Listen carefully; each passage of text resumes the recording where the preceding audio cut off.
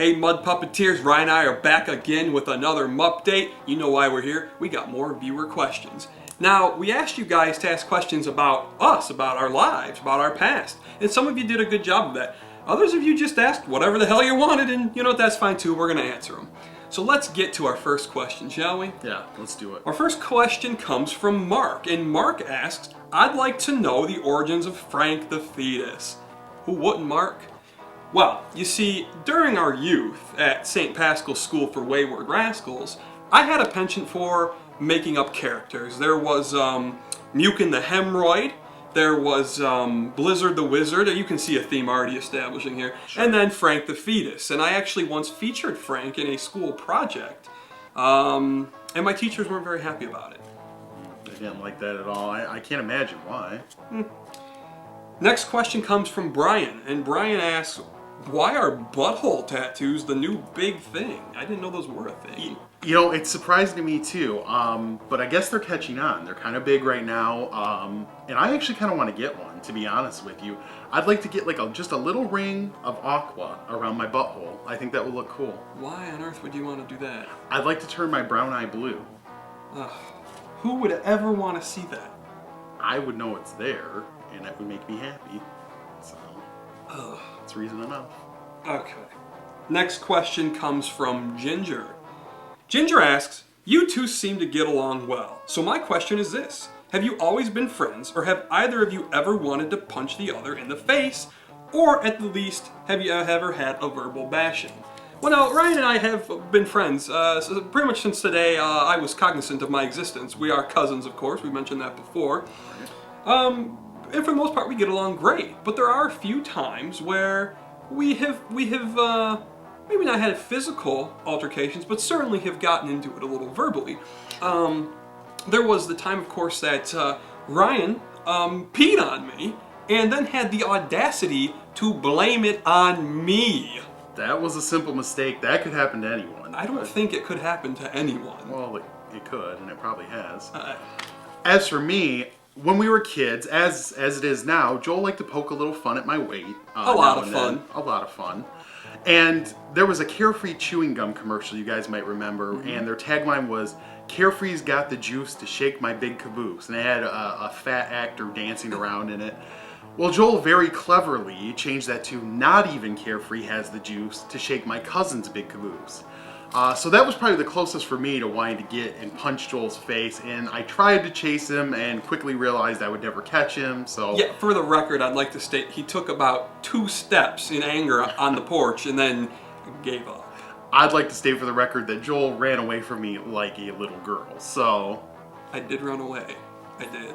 Fair enough. I'm not proud of it. Next question is from John.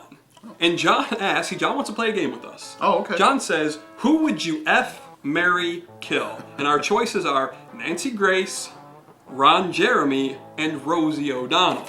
I'll take the lead here. All right. Well, John, I would F Nancy Grace simply because she's the best looking of these three. And understand, fans, I use the term good looking very loosely here. I'd kill Ron Jeremy because, why not? And I guess that would leave me to marry Rosie O'Donnell, and, you know, although she may not find me sexually appealing, at least I think she has a good personality. You can have a conversation with her. As for me, I would kill Nancy Grace. I cannot stand her. I would marry Rosie O'Donnell for much the same reason as you. Personality-wise, I think we would get along. She's pretty funny. And I'd F Ron Jeremy, because if you're going to F someone, why not a professional? I guess that's a good point. Yeah. Knows what he's doing. Next question comes from Tim, and Tim asks, have you ever taken pictures of poo? If so, what is your most memorable poo? Would it have sunk a mini Titanic? Wow, that's a question. I've had some whopper poos in my day, but I've never taken a picture. I've never sank to those lows. This guy is the master of all things fecal, though. I wouldn't be surprised if he had hired an artist to sketch one out for him. No. Let's not be ridiculous. Now, I am something of a poo connoisseur, but Tim, there are boundaries in life. You gotta have boundaries, kids, okay? Sure. And taking pictures of poo is just a line I will not cross, okay? Now, I will tell you this. When I was a youngster, my stool was somewhat legendary, so much that family members actually kept what became known as a poop knife on hand. See, I would hold my poop so long that when I finally had a bowel movement, it was massive and thus required a knife to chop it up before it could be flushed.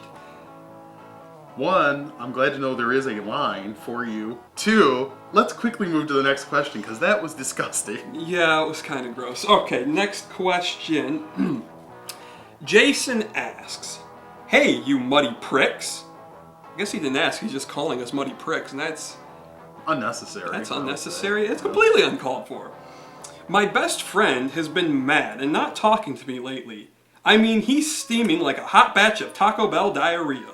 Can you suggest any non-sexual tactics that may win him back?" I always find a back rub is No. nice. Brian, don't speak. Okay.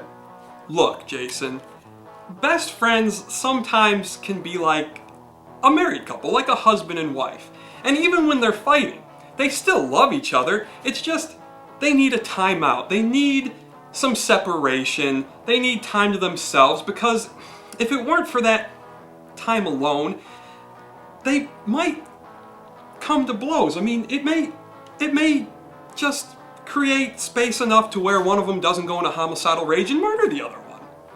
That's a good thing. That's a very good thing. Yeah. And our last question. We actually had several questions along the same lines, all from female fans.